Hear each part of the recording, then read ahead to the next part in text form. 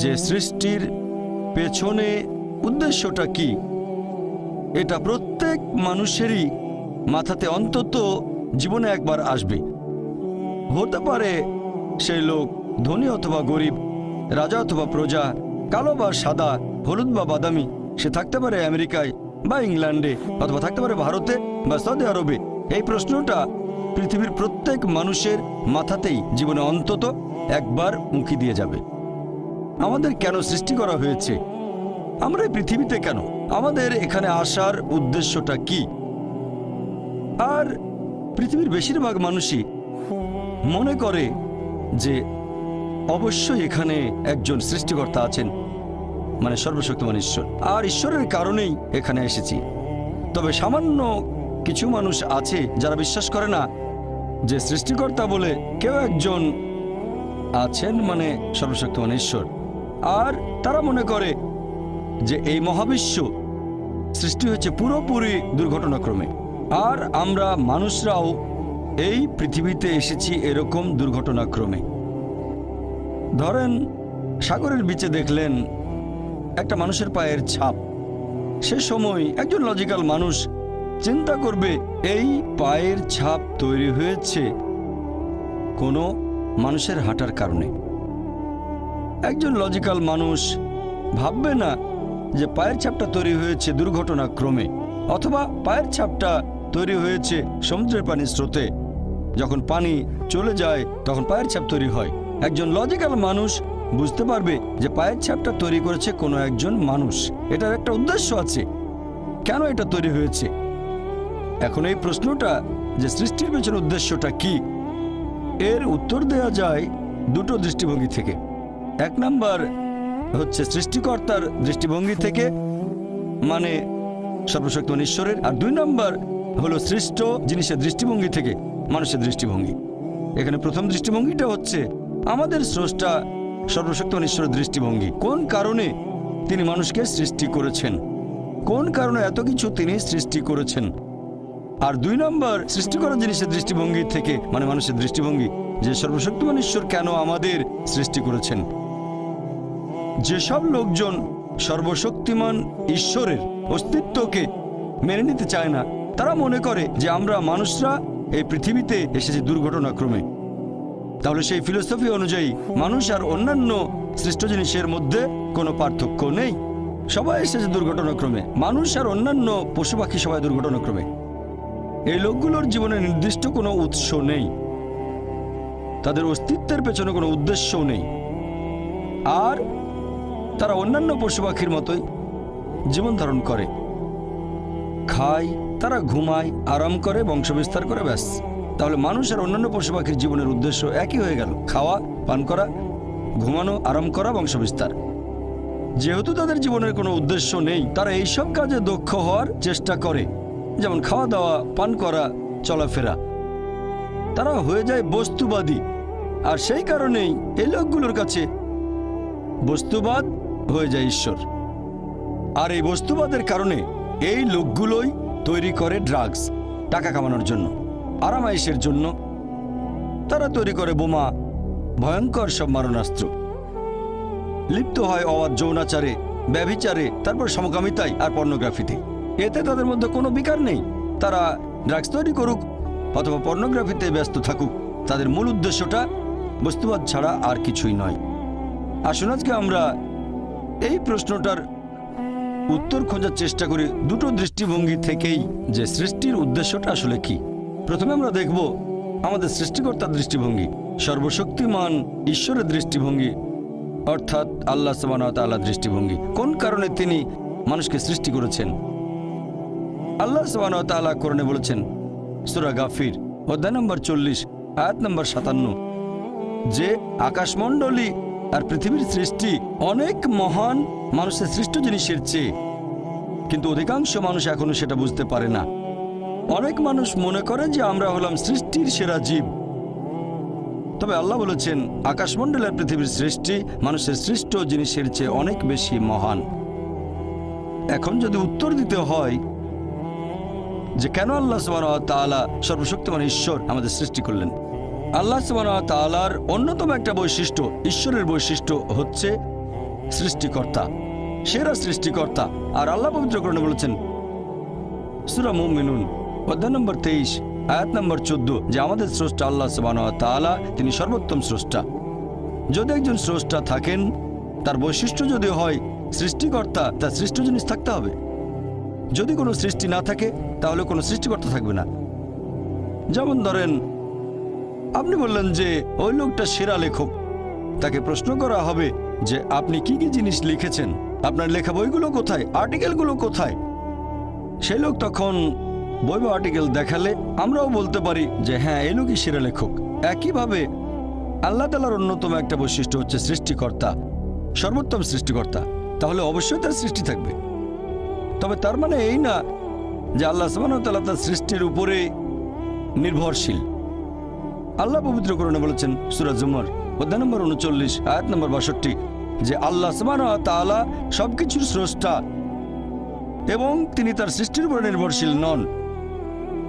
তিনি এগুলোর উপর নির্ভর করেন না, তবে তার সৃষ্টি জিনিসগুলো তার উপর অবশ্যই নির্ভর করে। সৃষ্টিকর্তাকে আরবি করলে হবে খালিক, যিনি সৃষ্টি করেন। মূল আরবি শব্দ খালাকা। খালাকা এটাকে দুই ভাগে ভাগ করা যায়। খালাক শব্দের একটা মানে হচ্ছে একটা জিনিস থেকে অন্য কিছু জিনিস তৈরি। এই কাজটা আল্লাহ তাআলার পাশাপাশি আমরা মানুষ আর অন্যান্য পশু পাখিও পারি। যেমন ধরেন, একজন কাঠমিস্ত্রি, সে তৈরি করে চেয়ার টেবিল, কাজটা করছে কাঠ আর পেরেক দিয়ে। তবে সেই কাঠ নেওয়া হয়েছে বন গাছ থেকে। কাঠমিস্ত্রি গাছটাকে তৈরি করেনি, কোনো মানুষ তৈরি করেনি, তৈরি করেছে আল্লাহ তাআলা। পেরেকগুলো তৈরি করা হয়েছে ধাতু থেকে, যেটা সংগ্রহ করা হয় পাথর থেকে, আর এই পাথরও আল্লাহ সুবহানাহু ওয়া তাআলার সৃষ্টি। তাহলে মানুষ যেসব জিনিস তৈরি করতে পারে সেগুলো মৌলিক উপাদানের উপর নির্ভর করে, আর এই সবগুলো উপাদান বানিয়েছেন আল্লাহ তাআলা। তাই এই ধরনের সৃষ্টি, একটা সৃষ্টি থেকে অন্য কিছু তৈরি করা, এই সৃষ্টিগুলোর সংখ্যায় সীমিত। একেবারে চূড়ান্ত আর সত্যিকারের সৃষ্টি হচ্ছে একেবারে শূন্য থেকে কিছু সৃষ্টি করা, এবং এটা আর কেউ করতে পারবে না আল্লাহ সুবহানাহু ওয়া তাআলা বাদে। শূন্য থেকে কিছু সৃষ্টি করা, এটাই একেবারে চূড়ান্ত সৃষ্টি। কোন সৃষ্ট জিনিস এটা তৈরি করতে পারবে না, পারেন যিনি সৃষ্ট নন আল্লাহ সুবহানাহু ওয়া তাআলা, যিনি বিশ্বজগতের স্রষ্টা। যেহেতু এখানে ঈশ্বরের বৈশিষ্ট্য হচ্ছে সৃষ্টিকর্তা, সৃষ্টি তো অবশ্যই থাকবে। কোরআনে আল্লাহর অনেকগুলো বৈশিষ্ট্যের কথা আছে। যেমন ধরেন, তাকে বলা হয়েছে আর রহমান, আর রহিম, আল গফির, পরম দয়ালু, দয়াময়, যিনি ক্ষমা করেন। মানুষ জাতির সৃষ্টিটা একেবারে আলাদা সৃষ্টি। আমরা মানুষ, আমাদের স্বাধীন ইচ্ছা আছে। আমরা আল্লাহ তাআলার নির্দেশ মেনে চলতে পারি, আবার নাও মানতে পারি। এটা আলাদা একটা সৃষ্টি। আর যেহেতু আল্লাহ তাআলাকে মান্য অথবা অমান্য করার ক্ষমতা আমাদের আছে, তাই আমরা মাঝে মধ্যে পাপ কাজ করতে পারি। আর যেহেতু মানুষ পাপ করতে পারে, তাই আল্লাহ সুবহানাহু ওয়া তাআলার একটা বৈশিষ্ট্য, তিনি ক্ষমা করে দেন। তিনি দয়াময়, পরম দয়ালু, পাপ ক্ষমা করেন। যদি আমাদের কোনো স্বাধীন ইচ্ছা না থাকতো, তাহলে আল্লাহ সুবহানাহু ওয়া তাআলার সব নির্দেশ মেনে চলতাম, আর ফেরেশতাগণের সাথে আমাদের কোনো পার্থক্য থাকতো না। ফেরেশতাগণ আল্লাহ সুবহানাহু ওয়া তাআলার সৃষ্টি, তবে তাদের কোনো স্বাধীন ইচ্ছা নেই। তারা আল্লাহ সুবহানাহু ওয়া তাআলার সব নির্দেশই মেনে চলেন, কারণ তাদের কোনো স্বাধীন ইচ্ছা নেই। তবে মানুষের স্বাধীন ইচ্ছা আছে, আর স্বাধীন ইচ্ছার কারণেই আল্লাহ সুবহানাহু ওয়া তাআলার দয়া, আল্লাহ সুবহানাহু ওয়া তাআলার করুণা, আল্লাহ সুবহানাহু ওয়া তাআলার ক্ষমা আমরা দেখতে পারি। আরও একটা বৈশিষ্ট্য আল্লাহ সুবহানাহু ওয়া তাআলার পবিত্র কোরআনে আছে, তিনি ভালোবাসেন। আর আল্লাহ সুবহানাহু ওয়া তাআলা পবিত্র কোরআনে অনেক জায়গায় বলেছেন যে আল্লাহ তাদের ভালোবাসেন যারা তাকে বিশ্বাস করে, যারা ধৈর্যের সাথে অপেক্ষা করে, ন্যায়নিষ্ঠ কাজ করে, ধর্ম পালন করে, যারা ধৈর্যশীল আর অধ্যবসায়ী হয়, যারা তার কাছে আসে এবং যারা তাকে বিশ্বাস করে। আল্লাহ পবিত্র কোরআনে বলেছেন সূরা আলে ইমরান অধ্যায় নম্বর 3 আয়াত নম্বর 31, আল্লাহ বলছেন সর্বশেষ চূড়ান্ত নবী মুহাম্মদ সাল্লাল্লাহু আলাইহি সাল্লামকে, তাকে বলছেন যে বলো, যদি আল্লাহকে ভালোবাসো আমাকে অনুসরণ করো, আল্লাহ তোমাদের ভালোবাসবেন আর তোমাদের অপরাধ ক্ষমা করবেন। আমাদের নবীকে নির্দেশ দিয়েছেন স্রষ্টা আল্লাহ সুবহানাহু ওয়া তাআলা মানুষকে বলার জন্য যে আল্লাহকে ভালোবাসলে তোমরা আমাকে অনুসরণ করবে, মানে নবীকে। আল্লাহ সুবহানাহু ওয়া তাআলা তোমাদের ভালোবাসবেন আর তোমাদের অপরাধ ক্ষমা করবেন। এরকম একটা হাদিস মুহাম্মদ সাল্লাল্লাহু আলাইহি সাল্লামের আছে তিরমিজিতে। আর এই হাদিসটাকে সহি বলেছেন শেখ নাসিরুদ্দিন আলবানী, সহি তিরমিজি হাদিস নাম্বার 3540। সেখানে প্রিয় নবী মুহাম্মদ সাল্লাল্লাহু আলাইহি সাল্লাম বলেছেন, যদি আল্লাহর কাছে যাও, আল্লাহ বলেছেন যদি আমার কাছে আসো আমি তোমাদের ডাকে সাড়া দেব, আর যদি তোমরা ক্ষমা প্রার্থনা করো আমি তোমাদের ক্ষমা করব। যদি তোমাদের পাপ আকাশের মেঘ ছুঁয়ে যায় তারপরও ক্ষমা করব।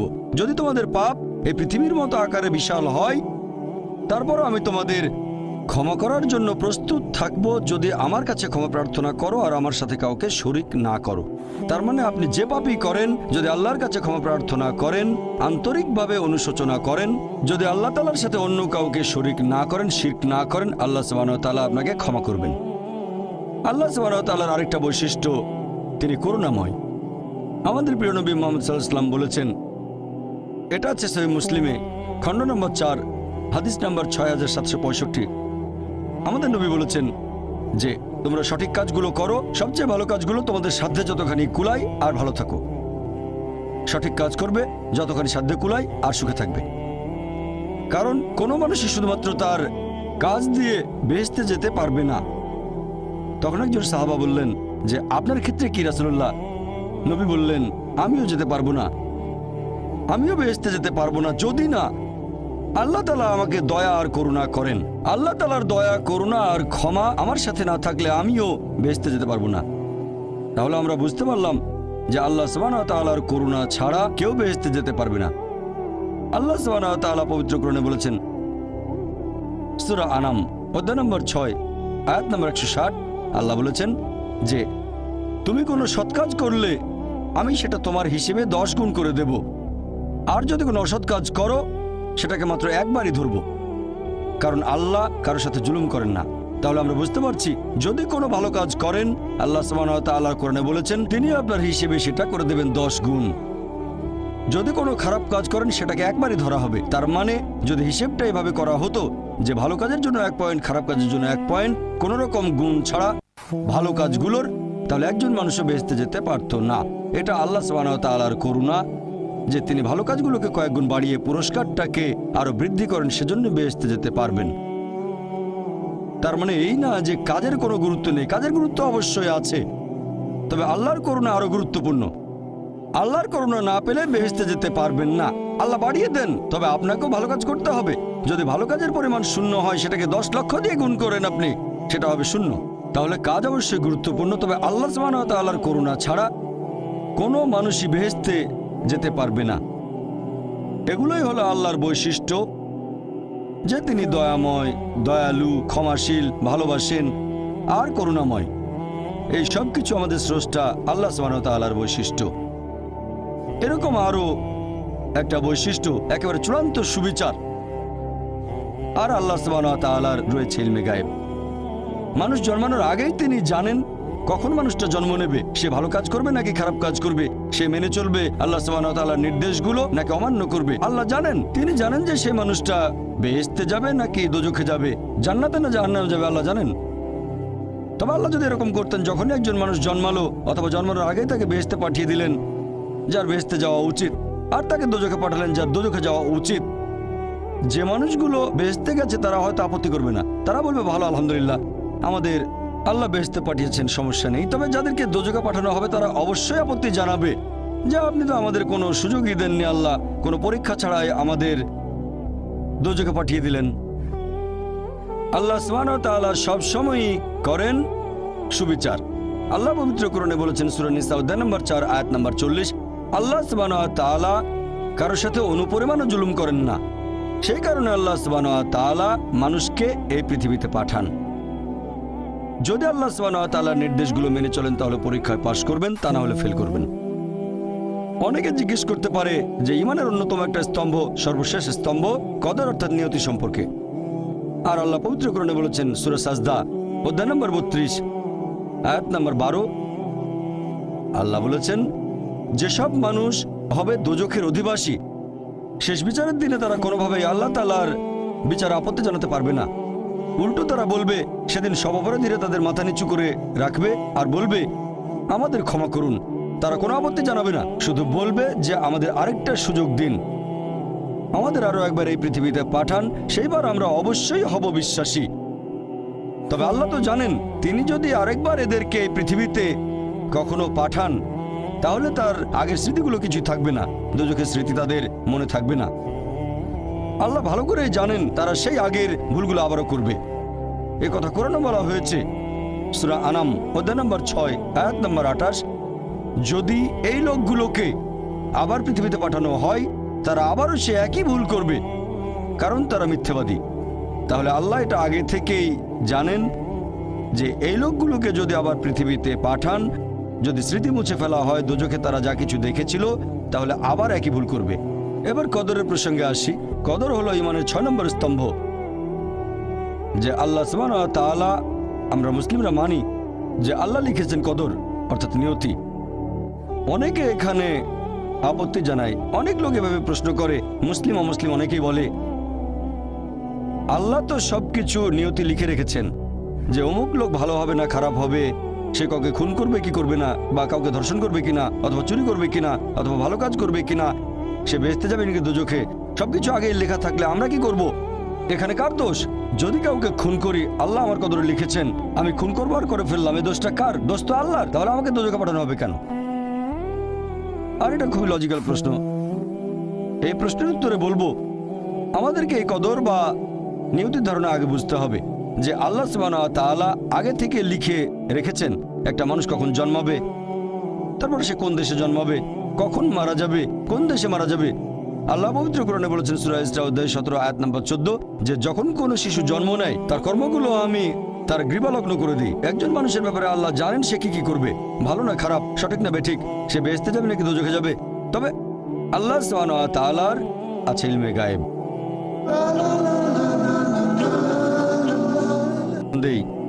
যে ধরুন একটা ক্লাসে একজন টিচার পড়াচ্ছেন 100 জন ছাত্রকে প্রায় 1 বছর ধরে, আর পরীক্ষা শুরুর আগে টিচার অনুমান করলেন যে এই ছাত্রটা এবারের পরীক্ষায় ফার্স্ট হবে, ফার্স্ট ক্লাস ফার্স্ট, এই ছাত্র পাবে সেকেন্ড ক্লাস, এই ছাত্র করবে ফেল। এটা আমি উদাহরণ হিসেবে বলছি। এর কিছুদিন পরে পরীক্ষা হয়ে গেল, প্রথম ছাত্র হলো ফার্স্ট ক্লাস ফার্স্ট, এই ছাত্র সেকেন্ড ক্লাস, আর ওই ছাত্রটা করলো ফেল। এখন আপনাদের প্রশ্ন করি, যে ছাত্র ফেল করেছে সে কি টিচারকে বলবে আপনি বলেছিলেন যে আমি ফেল করব তাই ফেল করেছি? এখানে দোষটা কার, টিচারের নাকি ছাত্রের? কার দোষ? ছাত্রের। টিচার অনুমান করেছেন এই ছাত্রটা বাইরে ঘুরে বেড়ায়, ঠিকমতো ক্লাসে আসে না, সিনেমা দেখতে যায়, এজন্য সে ফেল করবে। ওই ছাত্র মোটামুটি মাঝারি, এই ছাত্র খুব মেধাবী, অনেক পরিশ্রম করে, তাই টিচার পরীক্ষা শুরু হওয়ার আগে অনুমান করেছেন এই ছাত্র হবে ফার্স্ট ক্লাস ফার্স্ট, এই ছাত্র সেকেন্ড ক্লাস, ওই ছাত্র ফেল। তারপর আসলে ওই ছেলে ফার্স্ট ক্লাস ফার্স্ট, এই ছেলে সেকেন্ড ক্লাস, আর ওই ছাত্র ফেল। টিচার অনুমান করেছেন, তার মানে এই না যে দোষটা টিচারেরই হবে। টিচার সবাইকে পড়িয়েছেন সঠিকভাবে, সমানভাবে। একইভাবে আল্লাহ সুবহানাহু ওয়া তাআলার আছে ইলমে গায়েব। তিনি ভবিষ্যৎ সম্পর্কে জানেন। কিছু জিনিস ঠিক করা আছে যে এই লোকটা জন্মাবে অমুক দেশে, জন্মাবে অমুক দিনে, আর সে মারা যাবে অমুক দেশে অমুক তারিখে, ইত্যাদি ইত্যাদি। তার পরিবেশ ধনী হবে নাকি গরিব হবে, তবে পছন্দটা এখানে আপনার। যেমন ধরেন 12 স্ট্যান্ডার্ড, আল্লাহ এটা আগে থেকেই জানেন যে 12 স্ট্যান্ডার্ড পাস করার পরে আপনি ইঞ্জিনিয়ার হওয়ার চেষ্টা করবেন, তাই আল্লাহ আগে লিখে রেখেছেন। ব্যাপারটা এমন না যে আল্লাহ লিখে রেখেছেন বলে আপনি বেছে নিচ্ছেন। যেহেতু আপনি এটাই বেছে নেবেন, তাই আল্লাহ আগে লিখে রেখেছেন। এখানে পছন্দ আপনার, তবে আল্লাহ আপনার পছন্দ জানেন। যেমন ধরেন একটা রাস্তার মোড়ে আসলেন, সামনে 5টা রাস্তা, রোড নাম্বার 1, 2, 3, 4, 5। এখানে পছন্দ আপনার, বেছে নিতে পারেন রোড নাম্বার 1, 2, 3, 4, 5। আপনি গেলেন রোড 2-এ, এটা আগে থেকেই লেখা আছে আপনার নিয়তিতে যে আপনি যাবেন 2 নম্বর রোডে। ব্যাপারটা এমন না যে আল্লাহ লিখেছেন বলে আপনি করছেন। যেহেতু আপনি এটাই বেছে নেবেন, তাই আল্লাহ আগে লিখে রেখেছেন। তাহলে পছন্দ আপনার। আপনি চাইলে টাকা উপার্জন করতে পারেন ভালো কাজের মাধ্যমে, হালাল উপায়ে, অথবা পারেন চুরি করে হারাম উপায়ে। পছন্দ আপনার। ধরেন চুরি করলেন, এটা আপনার সিদ্ধান্ত। তবে আল্লাহ আগে থেকে জানেন যে এই লোকটা সহজে টাকা পেতে চায়, তাই চুরি করবে। তাই আল্লাহ আগে লিখে রেখেছেন যে এই লোকটা 25 বছর বয়সে চুরি করবে। এখানে দোষটা কার? দোষ আসলে আপনার। তবে আল্লাহর আছে ইলমে গায়েব, তাই তিনি আগেই লিখে রেখেছেন। সিদ্ধান্তটা আপনার। আল্লাহ তাআলা মানুষদের দিয়েছেন স্বাধীন ইচ্ছা। আপনি আল্লাহ তাআলাকে দোষ দিতে পারবেন না আপনার পাপের জন্য। যদি আপনি দোজখে যান, যাবেন আপনার পাপ কাজগুলোর জন্য, আর যদি বেহেশতে যান, সেটার কারণ হবে আল্লাহ সুবহানাহু ওয়া তাআলার অসীম করুণা। আসলে এবারে আমরা এই সৃষ্টির পেছনের উদ্দেশ্যটাকে দেখি আরেকটা দৃষ্টিভঙ্গিতে। সৃষ্টি করা জিনিসের দৃষ্টিভঙ্গি, মানুষের দৃষ্টিভঙ্গি থেকে সৃষ্টির পেছনের উদ্দেশ্য, সেটা হচ্ছে সর্বশক্তিমান ঈশ্বর কোন কারণে মানুষ সৃষ্টি করেছেন। আর এই প্রশ্নটার উত্তর আছে পবিত্র কোরআনে, সূরা আরাফ অধ্যায় নম্বর 7, আয়াত নম্বর 172 এবং আয়াত 173। আল্লাহ বলেছেন যে স্মরণ করো তোমার প্রতিপালক আদম সন্তানের পৃষ্ঠদেশ হতে তার বংশধরতে বের করেন এবং তাদের জিজ্ঞেস করেন যে আমি কি তোমাদের প্রতিপালক। তারা সবাই বলবে আমরা সাক্ষ্য দিচ্ছি আপনি আমাদের প্রতিপালক। তারপর আল্লাহ বলবেন তাহলে রোজ কিয়ামতের দিন তোমরা যেন না বলো যে জানতাম না আপনি আমাদের প্রতিপালক, অথবা এভাবে বলো না যে আমাদের পূর্বপুরুষেরা অন্য কারো ইবাদত করত, তারা শিরক করত, তারা অন্য কাউকে শরীক করেছে, আমরা তাদের অনুসরণ করেছি, সেজন্য তারা মিথ্যেবাদী, আমাদের কোনো দোষ নেই।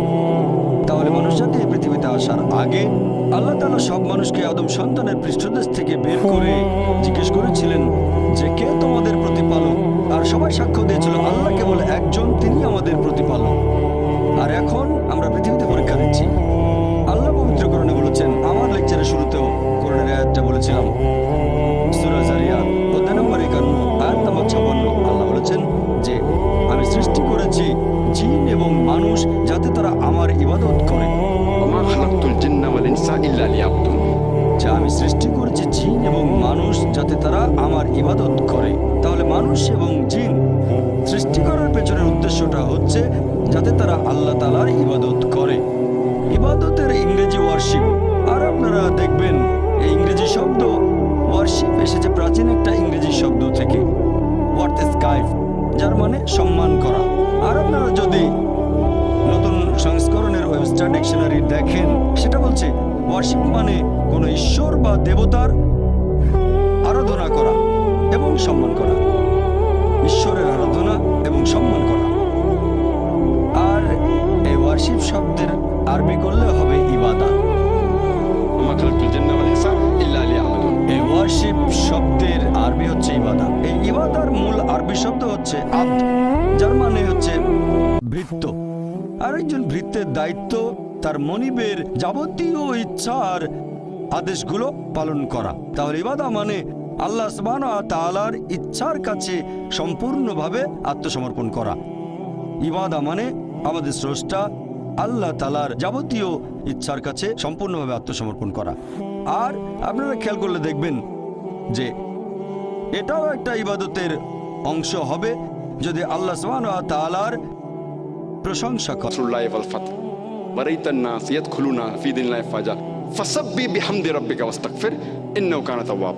যার মানে প্রশংসা সহ প্রতিপালকের মহিমা ঘোষণা করো, প্রশংসা সহ আল্লাহর মহিমা ঘোষণা করো। তাহলে এক ধরনের ইবাদত হচ্ছে আমাদের স্রষ্টা আল্লাহর প্রশংসা করা। অনেকে জিজ্ঞেস করতে পারে যে আল্লাহ তাআলার কাছে মানুষের করা এই প্রশংসার কি কোনো প্রয়োজন আছে? আল্লাহ সুবহানাহু ওয়া তাআলা কি মানুষের এই প্রশংসার উপরে নির্ভর করেন? আসল কথা হচ্ছে পৃথিবীর সব মানুষ যদি আল্লাহ তাআলার প্রশংসা করে সেটা তাকে মহান করতে পারবে না। আর কোনো মানুষ যদি তার প্রশংসা নাও করে তাতে কোনো ক্ষতি হবে না, তিনি একই রকম থাকবেন। যদি বলেন আল্লাহু আকবার 1000 বার 1,00,000 বার, তাতে আল্লাহ আরো মহান হয়ে যাবেন না। আবার যদি আল্লাহু আকবার নাও বলেন তিনি ছোট হবেন না, তিনি সবচেয়ে মহান সেরকমই থাকবেন। আল্লাহ পবিত্র কোরআনে বলেছেন সূরা ফাতির অধ্যায় 35 আয়াত 15 যে আল্লাহ সুবহানাহু ওয়া তাআলা কখনোই মানুষের মুখাপেক্ষী নন, বরং আমরা আল্লাহর মুখাপেক্ষী। মানুষের প্রয়োজন আল্লাহ তাআলাকে, সকল প্রশংসা কেবল তারই। আল্লাহ তার সৃষ্টির উপর নির্ভর করেন না, সৃষ্টি করা সবকিছু তার উপর নির্ভর করে, আর সকল প্রশংসা কেবল তার। প্রশ্ন করতে পারেন আমাদের প্রশংসা করায় আল্লাহর কি প্রয়োজন? এর কারণ হচ্ছে এতে আমাদের নিজেদেরই উপকার হবে, কারণ এটা মানুষের একটা বৈশিষ্ট্য। যখন কারো প্রশংসা করছি, হয়তো সে লোক খুব বিখ্যাত, আমরা তার কথাগুলো মেনে চলি। যেমন ধরেন আপনার মায়ের হয়তো হার্টের সমস্যা হয়েছে, আর অপশন আছে দুটো। প্রথম অপশনে যে ডাক্তার পৃথিবীর মধ্যে সবচেয়ে সেরা ডাক্তার, এক নম্বর, খুব বিখ্যাত, সবাই তাকে চেনেন। এক নম্বর আরেকজন সাধারণ এমবিবিএস ডাক্তার। দুটো অপশনের যে কোনো একটা আপনাকে বেছে নিতে হবে। দুজনেই ফ্রি চিকিৎসা করছে। আপনি কার কাছে যাবেন? যাবেন সেই ডাক্তারের কাছে যে খুব বিখ্যাত, পৃথিবীর মধ্যে এক নম্বর হার্ট বিশেষজ্ঞ। আর সেই ডাক্তার যে পরামর্শ দেবে, যেহেতু সে খুব বিখ্যাত আর আপনিও মানেন সবচেয়ে সেরা ডাক্তার পুরো পৃথিবীর মধ্যে, আপনি তার পরামর্শ মেনে চলবেন। সে কারণেই যখন আল্লাহ তাআলার প্রশংসা করছি, আমরা বলি তিনি সর্বশক্তিমান, তিনি পরম করুণাময়, তিনি পরম দয়ালু। যখন আমরা প্রশংসা করি, তিনি আমাদের যে উপদেশ দিয়েছেন সর্বশেষ ও চূড়ান্ত আসমানি কিতাব পবিত্র কোরআনে, অথবা যে উপদেশ দিয়েছেন তার নবীর মাধ্যমে সর্বশেষ ও চূড়ান্ত নবী মুহাম্মদ সাল্লাল্লাহু আলাইহি সাল্লাম, সেগুলো মেনে চলবো। আমরা যে প্রশংসা করি, এতে করে আল্লাহ তাআলার কোনো উপকার হয় না। এই প্রশংসা তার প্রয়োজন নেই। এটা আমাদের উপকারের জন্য যখন আল্লাহর প্রশংসা করছি যে তিনি সবচেয়ে মহান, তিনি সবচেয়ে জ্ঞানী। আচ্ছা, আল্লাহ আমাদের বলেছেন তোমরা মদ খেও না, আমরা মদ খাবো না। যখন মেনে নিচ্ছেন আল্লাহ সবচেয়ে জ্ঞানী, সবচেয়ে মহান, তিনি পরম করুণাময়, এরপর যদি আল্লাহ কোনো উপদেশ দেন, সেক্ষেত্রে মানুষের বৈশিষ্ট্য এমন কারো কথা মেনে চলা যিনি সবচেয়ে মহান। সেজন্য আমরা আল্লাহ তাআলার প্রশংসা করি নিজের উপকারের জন্য। আর সে কারণেই আল্লাহ তাআলা পবিত্র কোরআনে বলেছেন, সূরা তাহা অধ্যায় নম্বর 20 আয়াত নম্বর 14, যে অবশ্যই আমি আল্লাহ সুবহানাহু ওয়া তাআলা, আমি আল্লাহ, আমি ব্যতীত কোনো উপাস্য নেই। অতএব প্রতিদিন আমার ইবাদত করো, আমার জন্য নামাজ আদায় করো প্রতিদিন। আল্লাহ নির্দেশ দিচ্ছেন প্রতিদিন নামাজ আদায় করো, কারণ এখন পৃথিবীতে দেখবেন চারিদিকে শুধু খারাপ জিনিস, চারিদিকে শুধু ধ্বংস, আমরা পথ হারিয়ে ফেলবো। এই নামাজকে বলা যায় ন্যায়নিষ্ঠতার প্রোগ্রামিং। ইবাদতের এই কাজটা ন্যায়নিষ্ঠতার একটা প্রোগ্রামিং। আমরা প্রোগ্রামড হচ্ছি। একজন ডাক্তার বলবে যে ভালো স্বাস্থ্যের জন্য দিনে কমপক্ষে 3 বার খেতে হবে, তাহলে স্বাস্থ্যবান আত্মার জন্য প্রত্যেক দিন কমপক্ষে 5 ওয়াক্ত নামাজ পড়তে হবে। তাহলে ইবাদতের সবগুলো কাজেই আমাদের উপকার হবে। আল্লাহ পবিত্র কোরআনে বলেছেন, সূরা বাকারা অধ্যায় নম্বর 2 আয়াত 183, তোমাদের জন্য রোজার বিধান দেওয়া হলো যেমন বিধান দেওয়া হয়েছিল তোমাদের পূর্ববর্তীগণকে, যাতে করে তোমরা শিখতে পারো আত্মসংযম। আমরা রোজা রাখি কেন? যাতে আত্মসংযম শিখতে পারি। এখনকার মনোবিজ্ঞানীরা বলবেন, যদি ক্ষুধাকে নিয়ন্ত্রণ করতে পারেন তাহলে নিজের সব আকাঙ্ক্ষাকে নিয়ন্ত্রণ করতে পারবেন। আমরা যখন রোজা থাকি তখন কিছু খাই না, পান করি না ভোর থেকে সূর্যাস্ত পর্যন্ত। ক্ষুধাকে নিয়ন্ত্রণ করতে পারলে প্রায় সব আকাঙ্ক্ষাকে নিয়ন্ত্রণ করতে পারবেন। তাহলে রোজার মাধ্যমে আমরা আল্লাহ সুবহানাহু ওয়া তাআলার ইবাদত করছি। এখানে উপকার হচ্ছে কার? আল্লাহর না, উপকার হচ্ছে আমাদের। নিজেদের আকাঙ্ক্ষাকে নিয়ন্ত্রণ করা শিখছি।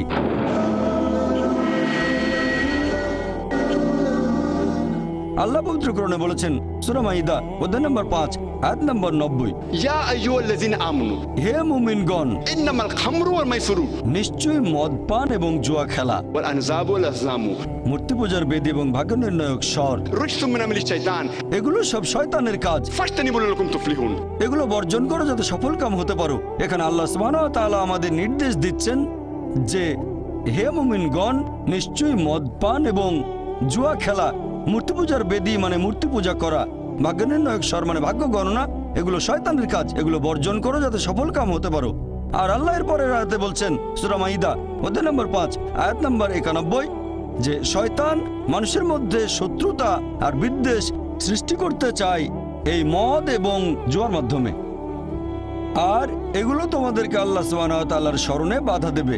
আল্লাহ আমাদের পথ দেখাচ্ছেন। যখন আমরা নামাজ পড়ি, পবিত্র কোরআন পড়ি, এটাও এক ধরনের ইবাদত। নামাজ পড়া এক ধরনের ইবাদত। আল্লাহ নির্দেশনা পাচ্ছি যে দূরে থাকবো মদ থেকে, জুয়া খেলা থেকে। শয়তান এই কাজগুলোর মাধ্যমে মানুষের মধ্যে শত্রুতা আর বিদ্বেষ তৈরি করে, আর এগুলো আপনাকে আল্লাহ তাআলার স্মরণে বাধা দেবে। ইবাদতের বিভিন্ন কাজগুলো যেখানে আপনি আল্লাহ তাআলার আদেশ নিষেধগুলো মেনে চলছেন, সেগুলো হচ্ছে ইবাদত। মানুষ যখন আল্লাহ সুবহানাহু ওয়া তাআলার কোনো আদেশ নিষেধ মেনে চলছে, তখনই সেটা ইবাদত। তবে আপনাকে সে কাজটা করতে হবে সঠিকভাবে। এখানে আমাদেরকে দুটো শর্ত পূরণ করতে হবে। এক নাম্বার হচ্ছে যে আপনি সেই কাজটা করবেন শুধুমাত্র আল্লাহ সুবহানাহু ওয়া তাআলার সন্তুষ্টি লাভের জন্য। নিজেকে মহান করে দেখবেন না, নিজের প্রশংসা করবেন না। আপনি যে কাজই করেন সেটা করবেন আল্লাহ সুবহানাহু ওয়া তাআলার সন্তুষ্টি লাভের জন্য। আল্লাহ যেগুলো নির্দেশ করেছেন সেগুলো মানেন আল্লাহ সন্তুষ্টি লাভের জন্য। নিজেকে মহান করবেন না, প্রশংসা করবেন না, বিখ্যাত হওয়ার জন্য করবেন না। 2 নম্বর শর্ত যে কাজটা পালন করব যেভাবে আল্লাহ এবং তার রাসূল আমাদের নির্দেশ দিয়েছেন। আল্লাহ যে কাজগুলো করতে বলেছেন সেগুলো করবেন সেভাবে যেভাবে আল্লাহ করতে বলেছেন অথবা আমাদের নবী করতে বলেছেন। যদি কাজটা অন্য উপায়ে করেন সেটাকে ইবাদত বলা হবে না। তাই করবেন আল্লাহর জন্য, তার নির্দেশ মেনে চলবেন আর নবীর নির্দেশ মেনে চলবেন যেভাবে আল্লাহ এবং তার রাসূল করতে বলেছেন। যদি অন্য কোনো উপায়ে করেন তাহলে সেটা সঠিক নয়। আর আমাদের নবী মুহাম্মদ সাল্লাল্লাহু আলাইহি ওয়াসাল্লামের একটা হাদিস আছে সহিহ মুসলিমে, খণ্ড নম্বর 2, হাদিস নম্বর 1885। আমাদের নবী মুহাম্মদ সাল্লাল্লাহু আলাইহি ওয়াসাল্লাম বলেছেন, সবচেয়ে খারাপ যে কাজটা সেটা হলো ধর্মে নতুন কিছু সংযোজন, নতুন কিছুর প্রচলন। এটা একটা অভিশাপ। আর ধর্মে নতুন সংযোজন তোমাদের নিয়ে যাবে দোজখে। তার মানে সবচেয়ে খারাপ যে কাজটা সেটা বিদআত। ধর্মে নতুন কিছু সংযোজন এটা একটা অভিশাপ আর আপনাদের নিয়ে যাবে দোজখে। এখন ইবাদত করার ক্ষেত্রে একটা কমন নিয়ম আছে যে সব ধরনের ইবাদতের কাজ নিষিদ্ধ, শুধুমাত্র পবিত্র কোরআন এবং হাদিসে যেটা বলা আছে সেই নিয়ম বাদে। যে নিয়মের কথা আমাদের বলেছেন আল্লাহ এবং তার রাসূল, অন্য সব ধরনের ইবাদত হারাম, এগুলো সব নিষিদ্ধ, শুধু সেই নিয়ম বাদে যেটা বলা হয়েছে কোরআনে আর বলা হয়েছে আমাদের নবীর বিভিন্ন হাদিসে। তারপর আপনারা দেখবেন যে পৃথিবীতে মানুষ সৃষ্টি করার পেছনের উদ্দেশ্যটা যাতে আমরা আল্লাহর ইবাদত করি। আল্লাহর ইবাদত করলে আমাদের উপকার হয়, এটা আমাদের সাহায্য করে। অনেকের মধ্যে একটা ভুল ধারণা আছে যে ইসলাম একটা নতুন ধর্ম, যে ধর্ম পৃথিবীতে এসেছে 1400 বছর আগে, আর নবী মুহাম্মদ সাল্লাল্লাহু আলাইহি সাল্লাম হলেন ইসলাম ধর্মের প্রতিষ্ঠাতা। সত্যি বলতে ইসলাম পৃথিবীতে আছে একেবারে আদিকাল থেকে, যখন থেকে মানুষ এই পৃথিবীতে বাস করছে। আর নবী মুহাম্মদ সাল্লাল্লাহু আলাইহি সাল্লাম এই ধর্মের প্রতিষ্ঠাতা নন, তিনি হলেন আল্লাহ সুবহানাহু ওয়া তাআলার সর্বশেষ ও চূড়ান্ত রাসূল। পৃথিবীতে অনেক নবী রাসূল এসেছেন। আল্লাহ পবিত্র কোরআনে বলেছেন সূরা ফাতির অধ্যায় 35 আয়াত নম্বর 24, وإن من أمة إلا خلا فيها نذير। এমন কোন সম্প্রদায় নেই যাদের কাছে আমি সতর্ককারী প্রেরণ করিনি। পবিত্র কোরআনে সূরা রদ অধ্যায় নম্বর 13 আয়াত নম্বর 7, ولكل قوم هاد। আমি প্রত্যেক সম্প্রদায়ের জন্য পথনির্দেশক প্রেরণ করেছি। পবিত্র কোরআনে 25 জন নবী রাসূলের নাম উল্লেখ করা হয়েছে। আদম, নূহ, ইব্রাহিম, মুসা, যিশু, মুহাম্মদ, ওনারা সবাই শান্তিতে থাকুন। ওনারা সকলে ছিলেন আল্লাহ সুবহানাহু ওয়া তাআলার প্রেরিত নবী, আর সকল নবী রাসূলই আসলে ছিলেন মুসলিম। মুসলিম হচ্ছে সেই লোক যে আল্লাহর কাছে নিজের ইচ্ছাকে সমর্পণ করে। আর ইসলাম শব্দটার মূল যে আরবি শব্দটা সেটা সালাম, যার মানে শান্তি। আরেকটা মূল শব্দ সালেমা বা সিলম, যার মানে সর্বশক্তিমান ঈশ্বরের কাছে আত্মসমর্পণ করা। তাহলে এক কথা ইসলাম মানে আল্লাহ তাআলার কাছে আত্মসমর্পণ করার মাধ্যমে শান্তি অর্জন করা, সৃষ্টিকর্তার কাছে আত্মসমর্পণ করা। সকল নবী রাসূল একটা বাণী প্রচার করেছেন, আর কেউ যদি নিজের ইচ্ছাকে আল্লাহ তাআলার কাছে সমর্পণ করে তাকে বলা হয় মুসলিম। পবিত্র কোরআনে সূরা আলে ইমরান অধ্যায় নম্বর 3 আয়াত নম্বর 52 যে ঈসা আলাইহিস সালাম অর্থাৎ যীশু খ্রিস্ট ছিলেন মুসলিম। আল্লাহ পবিত্র কোরআনে বলেছেন সূরা আলে ইমরান অধ্যায় নম্বর 3 আয়াত নম্বর 67 যে ইব্রাহিম নবী ইহুদি বা খ্রিস্টান নন, তিনি ছিলেন মুসলিম। আর যেহেতু আমাদের সৃষ্টিকর্তা একজন, মানুষজাতি একটা, তাই ধর্মও হওয়া উচিত একটা। সেজন্য আল্লাহ পবিত্র কোরআনে বলেছেন সূরা আলে ইমরান অধ্যায় নম্বর 3 আয়াত নম্বর 19 إن الدين عند الله الإسلام। আল্লাহ সুবহানাহু ওয়া তাআলার কাছে একমাত্র গ্রহণযোগ্য দিন হচ্ছে ইসলাম। তার মানে আল্লাহ তাআলার কাছে আত্মসমর্পণ করার মাধ্যমে শান্তি অর্জন করা। আল্লাহ এই কথা আবার বলেছেন সূরা আলে ইমরান অধ্যায় নম্বর 3 আয়াত নম্বর 85 যদি কেউ ইসলাম ব্যতীত অন্য কোনো ধর্ম গ্রহণ করে সেটা আল্লাহ তাআলা কবুল করবেন না, এবং আখিরাতে সে হবে ক্ষতিগ্রস্তদের অন্তর্ভুক্ত। যেহেতু আমাদের স্রষ্টা একজন, মানুষ জাতীয় একটা, সেজন্য ধর্মও থাকবে একটা। আর সব নবী রাসূল একটা ধর্মই প্রচার করেছেন, স্রষ্টার কাছে নিজের ইচ্ছাকে সমর্পণ করা, শুধু আল্লাহর ইবাদত করব, অন্য কারো নয়। আর আল্লাহ পবিত্র কোরআনে বলেছেন সূরা বাইনা অধ্যায় নম্বর 98 আয়াত নম্বর 7 যে যারা ঈমান আনে এবং সৎ কাজ করে তারাই সৃষ্টির মধ্যে শ্রেষ্ঠ। এখানে আল্লাহ সুবহানাহু ওয়া তাআলা মানুষজাতিকে বলেছেন সৃষ্টির সেরা জীব, সবার মধ্যে সেরা। আল্লাহর অনেক মহান সৃষ্টি আছে, আকাশমণ্ডলী এবং পৃথিবী, তবে সবচেয়ে সেরা সৃষ্টি হচ্ছে মানুষ, কারণ আমাদের স্বাধীন ইচ্ছা আছে। আর সেই স্বাধীন ইচ্ছায় যদি আল্লাহ তাআলার নির্দেশগুলো মেনে চলি আমরা হব সৃষ্টির সেরা জীব, সবার উপরে। ফেরেশতাগণের চেয়েও ভালো হয়ে যাব আমরা, কারণ ফেরেশতাগণের স্বাধীন ইচ্ছা নেই, মানুষের স্বাধীন ইচ্ছা আছে। তারপরে যদি আল্লাহকে মেনে চলি তাহলে ফেরেশতাগণের উপরে চলে যাব। তবে আল্লাহর আদেশ না মানলে আমরা হয়ে যাব শয়তানের ভাই।